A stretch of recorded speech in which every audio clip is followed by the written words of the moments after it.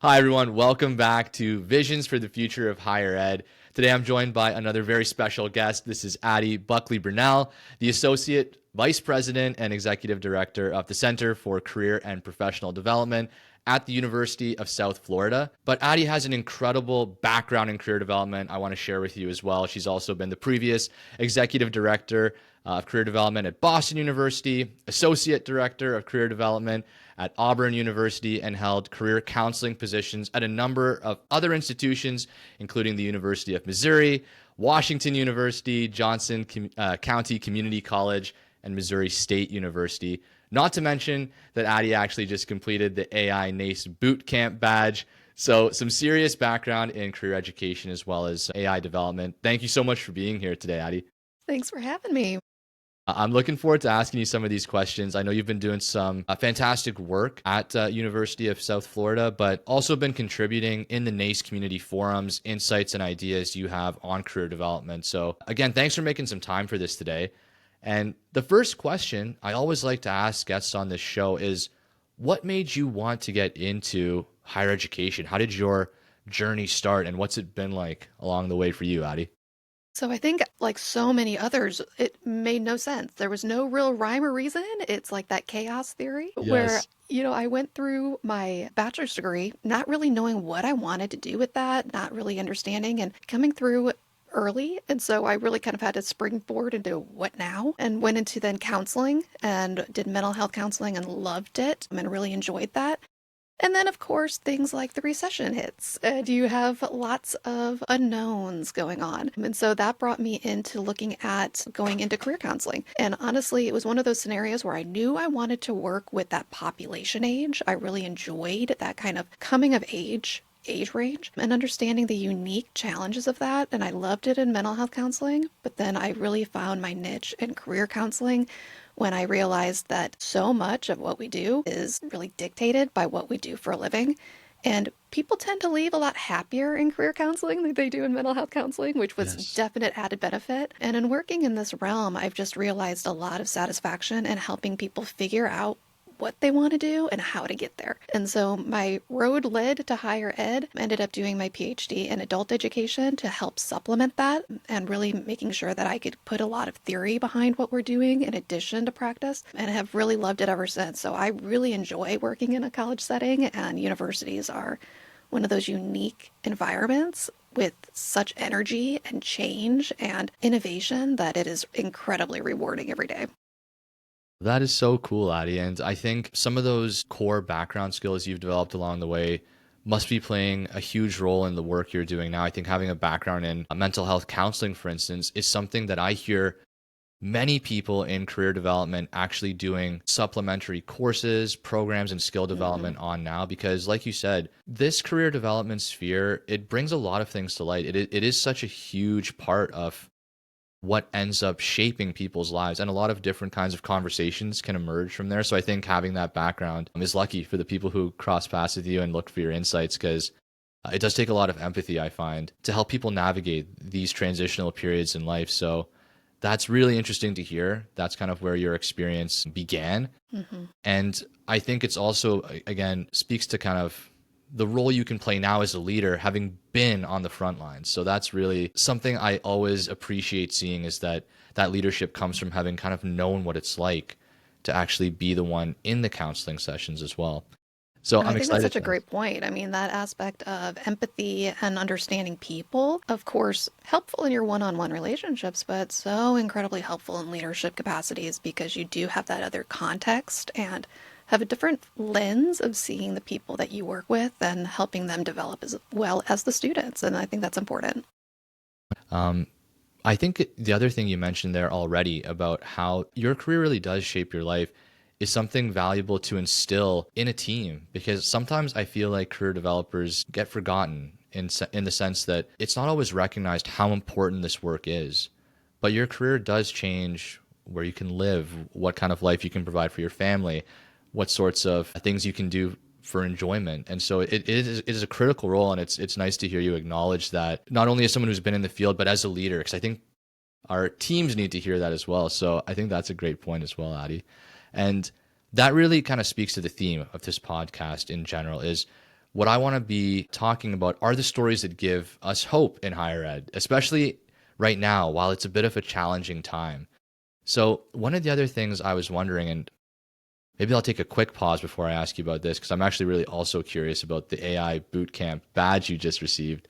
Um, is what kind of stories are you hearing right now that give you hope? What sort of success stories are you hearing? Or are there things you're working on at USF that are exciting for you right now, that are things that you're happy to see being developed? And then maybe we'll come around to AI afterwards, but maybe we'll start there.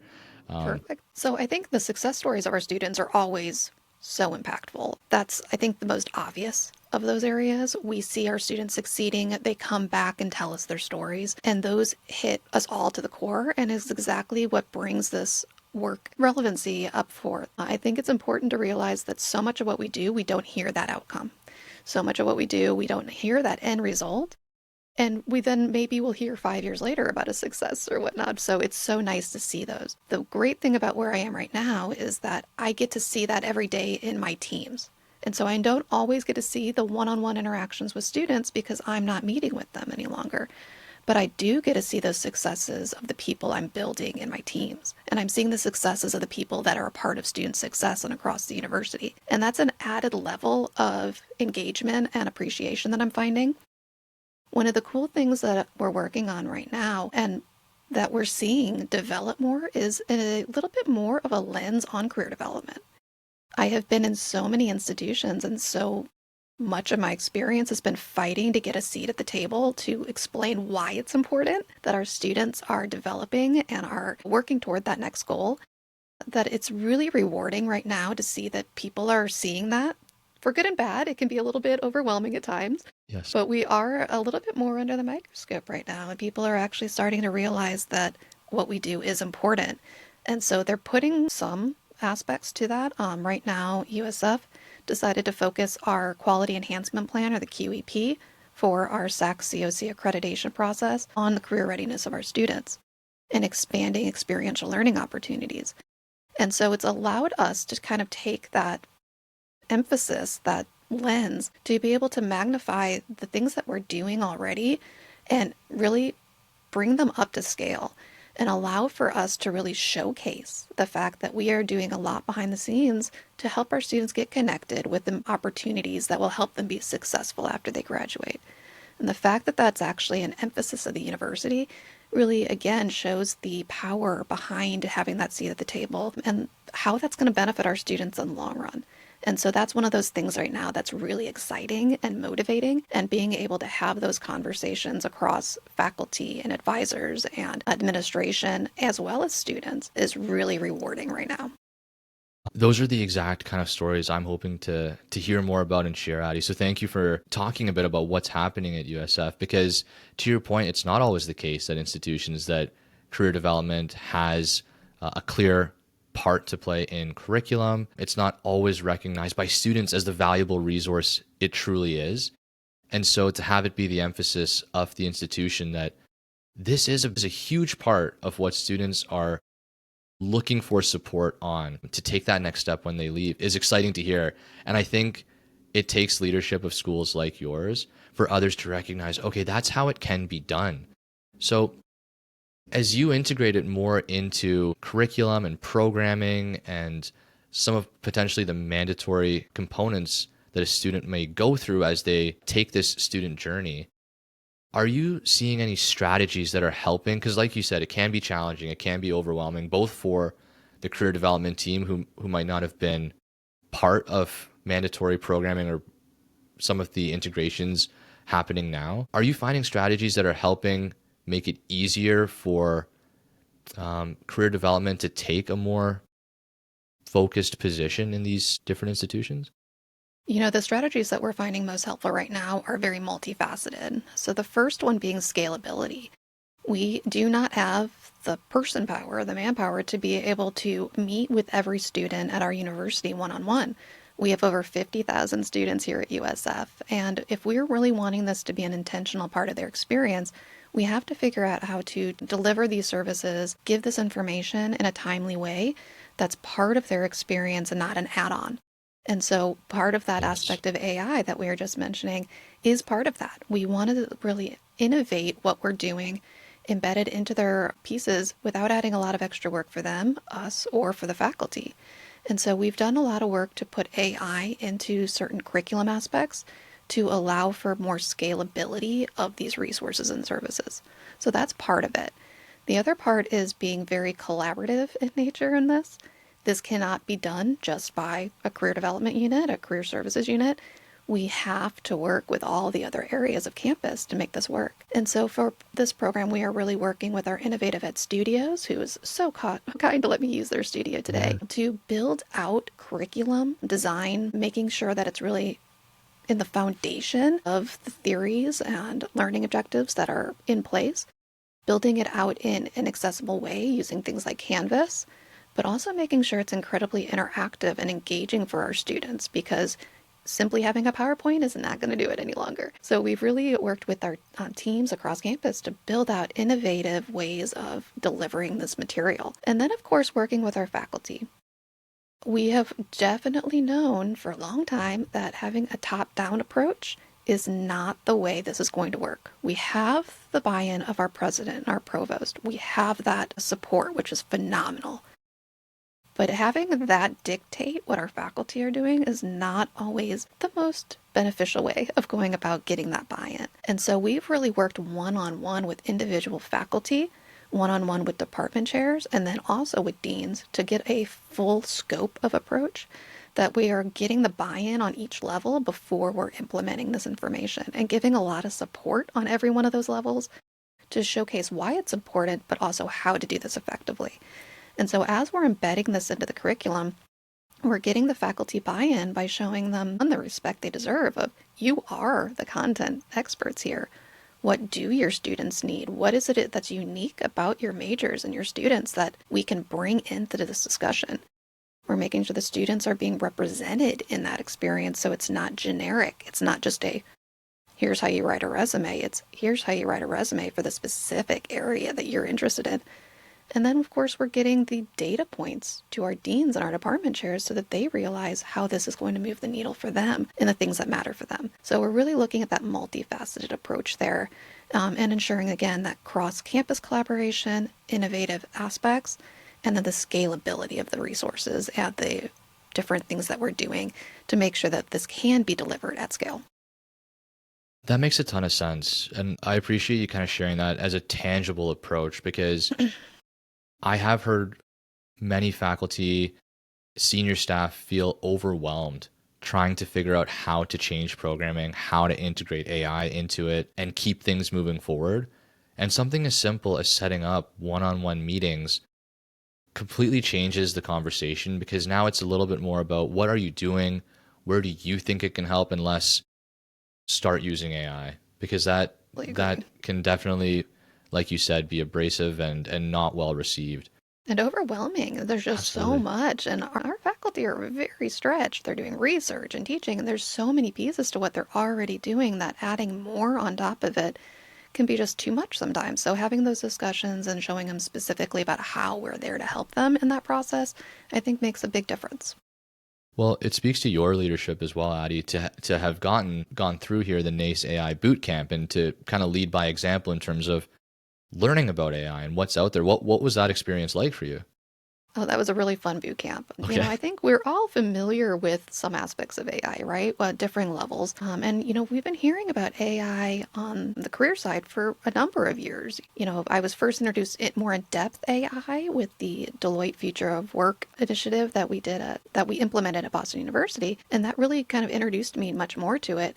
But realizing how usable it is for somebody who is not super techy, how quickly and easily you can bring things into fruition and create a bot was really helpful. And then, of course, how we can be teaching students to use this ethically and how we can be using this as professionals ethically, but also delivering things at scale. So it was very useful for me in that way of being able to see how it can be helpful in my world, but Yeah. also how we can make it helpful for our students. That's interesting to hear, because what I was wondering is what kind of advice do you have to someone who is resisted AI up until this point. Not that there's anything necessarily wrong with that. I can completely empathize with the fact that it seemed too good to be true for a very long time. But for someone who hasn't tried anything yet, who has sort of held the stance that it's a fad, what would you say? What would you say the best way to start learning about it is? Or do you have any personal thoughts on that? No, I think it's really funny to think of it as a fad because I think that's what people said about computers, right? Yes. Like back in the 80s, oh, it's a fad. You don't need to learn that. And the reality is it's part of our world. And it's been a part of our world for a lot longer than I think most people realize. And I think that that's part of it. So much we think that this is a new thing that just dropped and all of a sudden we need to use it. In reality, we've been using AI for quite some time just without realizing it. And so my biggest piece would be just to start simple. Even doing something as small as using, Chat GPT or anything else to prompt an email response or to gather some data. But as you're doing that, really evaluating it. I think that that's the part that most people are forgetting about, that you need to evaluate where this is coming from. But for instance, a couple weeks ago, I was asked to pull up some data around salary in an area. And there's a lot of sources for that data. So, in doing the prompt, I was able to then dig into the sources and figure out more about the nuances of how that information was gathered. And so it was a starting point for further information. And I think that that's what we need to be thinking about with AI. It's a tool that can be used to start in gathering information. And then depending on the other applications, we're going to use other sources of data as well, right? It's a tool that is not the end all be all, and we can't be using it for everything that way, but it is a really valuable tool that can save you a lot of time and energy. So start small, start by understanding it. And I think that that will give you more comfort in using it, but also more faith in how to use it effectively. That makes a ton of sense because I think that's a fair starting point as well, to just suggest try using it to help write an email. I think when people think of AI, if you aren't someone, like you said, that's techie, it can seem daunting to deal with any sort of software-based tool, but it really has gotten to a point where it's very user-friendly and it feels like chatting with another person, so to speak, in terms of its interface. So I think that's a great piece of advice, Addie, is just to start small and do something personal with it. And then you'll kind of see the overall potential. And based on the tools you've used and seen, do you have any favorites for the work you do that you've come across so far? I use a variety, but I think the one that I use the most often, honestly, is going to be ChatGPT just Same because here. it's the most accessible, right? I've used that for a number of applications between organizing work, between, crafting base aspects of emails and tailoring it to the many different stakeholders that we communicate to, all the way through gathering information about marketing ideas for Yes. specific populations. And so that's a starting point for it. We do use Quincia a lot in our office, and that's going to be looking at resume reviews, AI interviewing, and then also LinkedIn profile reviews. Again, it's a great tool to begin those explorations. And then in the AI Bootcamp, developed a bot that I've also been using quite a bit and working with other professionals that is essentially a resume review bot that helps extrapolate skills that are needed, reviewing resumes accordingly, and developing ways of emphasizing the career readiness competencies more effectively in the different materials we're creating. And so I've used a variety of different things, but those are some of the things I use most often. And you developed the bot yourself in the bootcamp? In the bootcamp, you develop a bot, forgetting the name of it. It's the Amazon-based product that you can develop a bot very quickly and easily. The AWS kind of services? Yes, Yeah. I think so. Okay. And that you develop a bot, you kind of customize it how you like. And I've been able to use that myself, but also with my team. I'm having them all develop portfolios right now. Wow. And I'm showing them how to use AI in the development of those portfolios, including using this bot to help them analyze their audience and their documents to ensure that they're really marketing themselves effectively to the audiences that they're interested in. That's really cool. Well, we'll find the name of it and we can include it in the description for this podcast, everyone. If you're curious Wonderful. how to do that, yeah, we'll make sure to include some information about that. That's so impressive, Addie. It's a fun one. Well, again, it makes it much more accessible to the everyday person and it's Yeah. very easy to use. And so that's the kind of thing that once you kind of demystify things a little bit, I think people become more comfortable. How long did it take, roughly? How long was the boot camp? The boot camp was a couple of weeks because we met for like an hour or two each Okay. week. So it was pretty quick, but you did develop things like this as part of it. And developing the bot only took about 20 minutes. And so Whoa. very, very easy to plug and play. So I will not claim that it's anything too extraordinary, but it is helpful to know that you can do that kind of thing. The resources are out there to do that. Yeah, that's extremely helpful to know because when you said a couple of weeks, I was like, okay, cool. Like that's reasonable and people can do that. But 20 minutes, truly anyone can give that a try. So thanks for Exactly. sharing that. And also just for highlighting, if ChatGPT is the go-to, you don't necessarily need to know how to use every AI tool that's out there. That can be overwhelming as well. Oh, fully agree with you. And there's so many tools that have it built in on the back end, which is also really useful. I've been using Grammarly for years and knowing that that's using AI in there now and, well, really always, but Mm. using those tools too that realize that just useful pieces that are plugged into things that we're already doing just make things easier. I wish I would have had more access to this when it was time for my dissertation. However, I know what you mean. would have been pretty nice at that time, but at the same time, probably a good thing that I didn't. But it is nice to know that those are resources that are out there that we can utilize daily now without a heavy lift. Absolutely. And I think it's going to change the way things like that are done in the future. Yes. Dissertations, student projects are going to take on a new form and shape to account for the fact that this is a very powerful resource. And I think the tendency is to think it's going to take away from the learning experience. And I think it'll take a balancing act there. But what are your thoughts on that? How do you see kind of the expectations from students changing now that AI is a resource they have? I think it's such an interesting, weird scenario because it's so new, right? Yeah. In their reality. It's not new, but it's a new to their reality of how to use it. And so as students get more, skilled in that, and as faculty start developing their skills in that, you can start seeing it more. Of course, there's going to be people who use it unethically. I think that that is the case for any new technology. People are going to be unethical. But again, the more that we do to educate our students and our faculty and us as even employers as what its capabilities are and how to use it effectively, I don't think it's something to be scared of. When it comes to our students, they need to be able to use it in a smart way. And the problem that I find is that so often our students and ourselves rate ourselves much higher in that competency of critical thinking than maybe we legitimately are, right? We all think that we can evaluate things effectively, that we know when something is a scam or whatnot.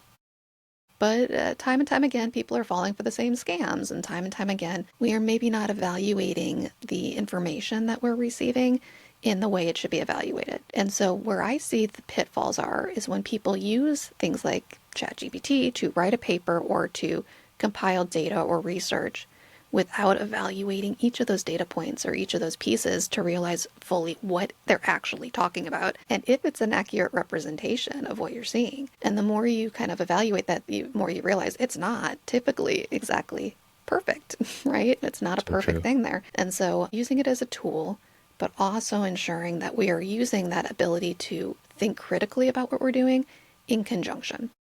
And I think using those in tandem is really what we need to be thinking about as educators of here's how to use it effectively, and here's how to make sure it's telling the story that you're actually wanting to tell in a truthful way. And I think that it can be useful in that learning capability for our students.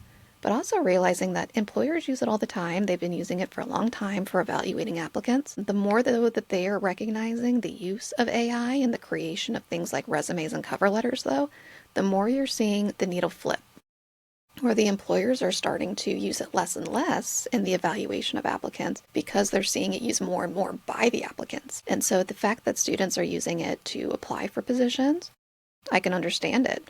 But at the same time, it's kind of leaning toward a less technical approach from some of our employers and some of our faculty too. I think last week, Higher Ed, the Chronicle, I think it was, I could be wrong on that, came out with an article talking about how some faculty are actually going back to paper and pen versions of writing essays and such because they're seeing so much of the generative AI in the assignments that students are turning in. And so it's interesting to see how that flips so quickly from the tech heavy to the non-technical very quickly. Yeah, wow, those are extremely interesting insights there, Addie, because that's not a direction I have heard discussed just yet, but it makes a lot of sense that in terms of how these expectations will change, they may not just go forward in terms of well, now students need to do even more advanced AI-based things. It might be a matter of, well, a differentiating factor is that you can write something. That I could totally see that being a possibility. And I heard just yesterday exactly what you're saying, that employers for a very long time have been using ATS systems. We went through that phase of where it was easy to fool them and you could put the resume in white around the border. Uh-huh. And now I've heard the same thing. That because of that, they are going back to doing a little bit more of a manual investigation and manual review. And I think that'll balance out as well. But it speaks to exactly your point, that now is, I think, extremely important time to be humble, cautious, but also open-minded. It's a tricky balance of trying things and being, like you said, critical in the way we think about what we're seeing. Yes, I think that that's the perfect piece there, the balance, finding where is that balance and how can we make sure that we're staying in line.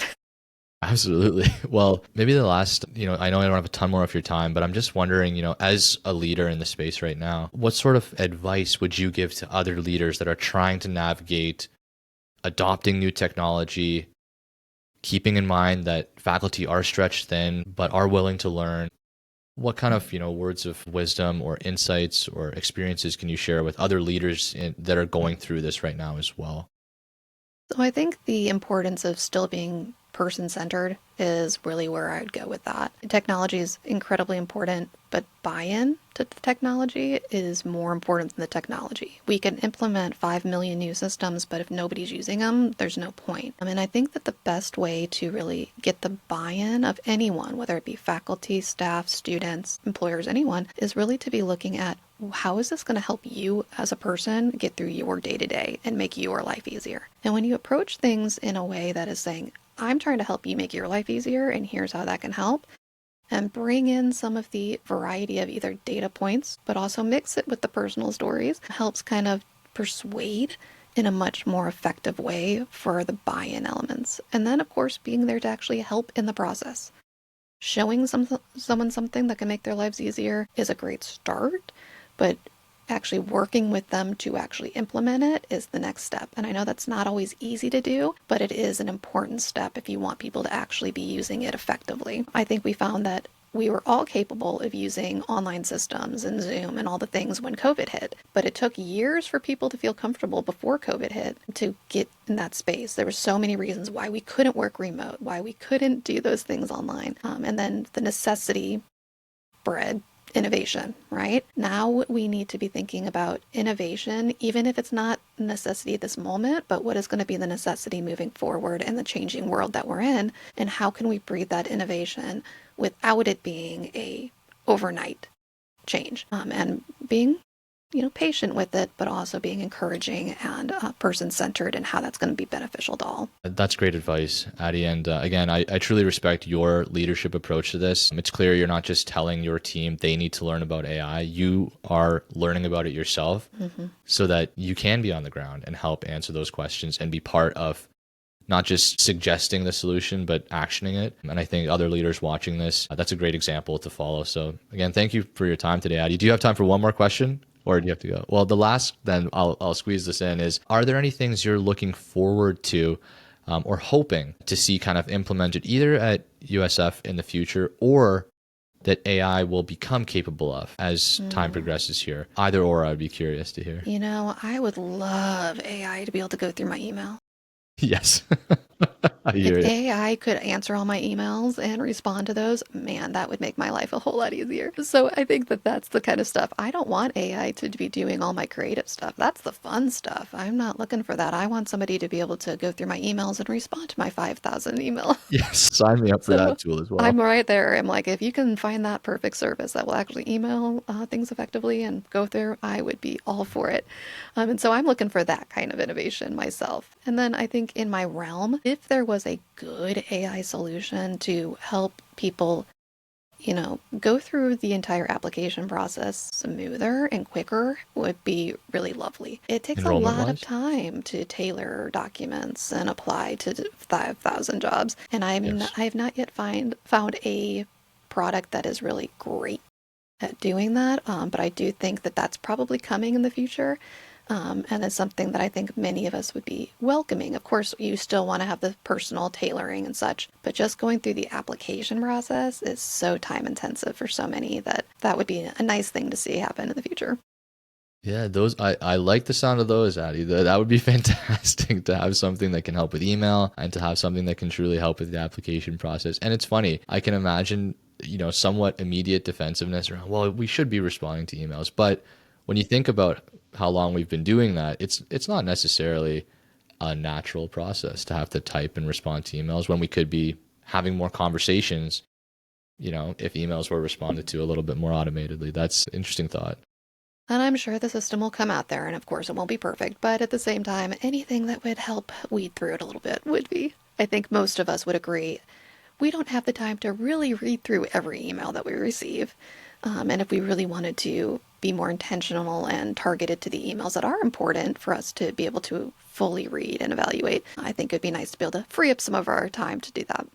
100%. And I see that sort of as the future of AI development is that at least it can draft it and say, are you good with this response? And Sure. suddenly that's time saving, or some are just, well, yes, you can be booked for that meeting because it's just a scheduling email. So it's an interesting You thought. know what's coming. I'm sure there's somebody out there that is building this amazing thing. I agree. If I see it, I will let you know. Please do. And hopefully we'll have you back in the future as well, Addie, just to continue hearing about the work you're doing, any new innovations that have crossed your path. But thank you so much for the time today to share a little bit about the work that's going on at USF, what you have seen personally throughout your career journey, and just, again, some of your thoughts and insights on the future of higher ed. I really appreciate it. I appreciate you having me. All right. We will talk to you again soon. And thanks for joining, everyone. We'll see you next time on Visions for the Future of Higher Ed.